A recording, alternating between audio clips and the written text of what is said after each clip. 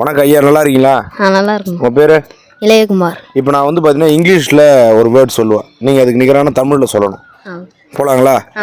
ஐயா, village. Village நீ இருக்கிற கிராமம். கிராமம். ஓகே. ட்ரீ, மரம். மரம். ஸ்கூல், பள்ளி. சூப்பர். டீச்சர், ஆசிரியர். ஆசிரியர். Very good, very good. Football, கால்பந்து. கால்பந்து. Super, very good. நல்லா போல்டா சொல்லு, கைத்தட்டுப்பா, கைத்தட்டு. பேஸ்கெட் பால்,